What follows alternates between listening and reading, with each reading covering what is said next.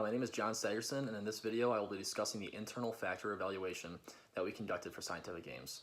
The internal factor evaluation is a strategic management tool used to analyze the relative strengths and weaknesses of a particular business. This analysis is composed of the internal audit, the value chain analysis, and the ratio analysis. Each of these management tools gives us insight into factors that pose either strength or weakness for the company being studied. Once these factors are identified, they are given a probability and impact rating to help sort out which factors are likely to occur, as well as which factors will have the greatest impact on the company. We then give each factor a weight between 0 and 1 to signify their importance, making sure that the sum of all of the factor weights adds to 1.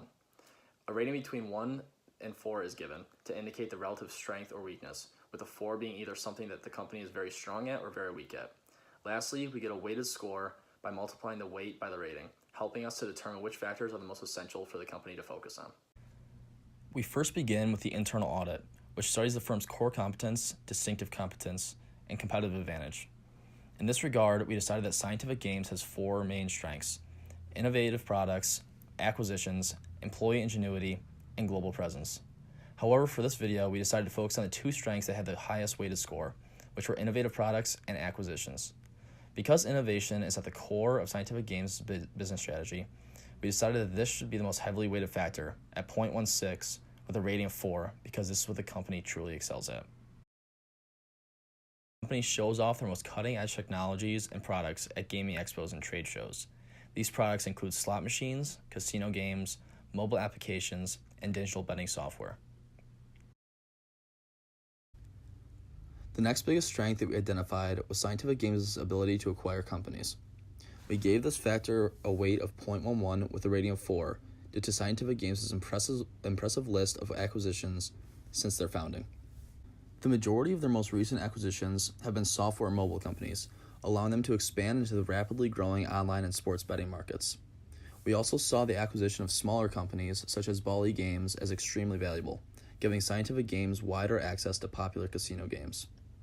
The ability to acquire companies is possible due to the company's access to capital, both debt and equity, with their market cap being at around $2 billion today. Weaknesses did also come up during the internal audit. Both of these weaknesses had to do with Scientific Games' financing, which is a very important part of their business strategy. Without access to capital, Scientific Games won't be able to continue acquiring companies and expanding globally, both of which are crucial to maintaining their position as an industry leader. Scientific Games' stock has a relatively volatile history, with a downward trend as of late. In the past month alone, the stock has dropped over 20%. This cannot be comforting to shareholders and could affect access to capital if this trend is not turned around. In addition, the company has a net debt that has peaked at $8.6 billion in the past 4 years. This debt was most likely used to fund their expansion and acquisitions, a necessary cost, but it still needs to be carefully managed so that it does not get out of hand in the future. We gave both of these factors a weighted score of 0.04, because while there may not be weaknesses that need to be immediately addressed, they should be monitored in the long run. The next tool that we use in the IFE is the value chain analysis. The value chain analysis studies the activities that a firm performs in order to deliver a product or service to their target market. We found that the most important factors in our value chain analysis were Scientific Games' expansion of their business through acquisitions with a weighted score of 0.15, their relationship-focused sales strategy with a weighted score of 0.12, and their ability to differentiate their products with a weighted score of 0.12. We found these most important factors to be strengths, and they matched up well with the factors discussed in the internal audit. As was already discussed, Scientific Games is proficient at recognizing up-and-coming companies in markets that they plan on expanding into, and then acquiring these companies for the benefit of their firm. This activity has given Scientific Games a foothold in just about every segment of the gaming and lottery industry, although there's still room to grow. The acquisition process is fed by the company's access to capital, without which would make this value-adding activity impossible. Next, their sales strategy that is specifically designed to assure that they retain existing customers has added a great deal of value to the firm's operations. This begins with the great care that Scientific Games takes in producing and distributing all of their products, ensuring that it meets the customer's expectations, which has established Scientific Games as a reliable brand. There is also a strong emphasis on customer service, and employees are encouraged to build a rapport with the customers they engage with. The final strength that we identified from the value chain was Scientific Games' ability to differentiate from its competitors. This applies to many of their products, but particularly their gaming machines found in casinos. Their machines are designed to be particularly comfortable to casino patrons due to their ergonomic design. The more comfortable the machine, the longer the customer is willing to play, thus generating the casino more revenue.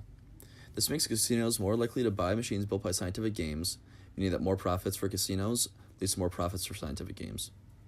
Both their sales strategies and their ability to differentiate are made possible due to their vast employee network, all of whom are thoroughly trained so that they are qualified to provide the best service and the most desirable product designs. The last step in the IFE is the ratio analysis.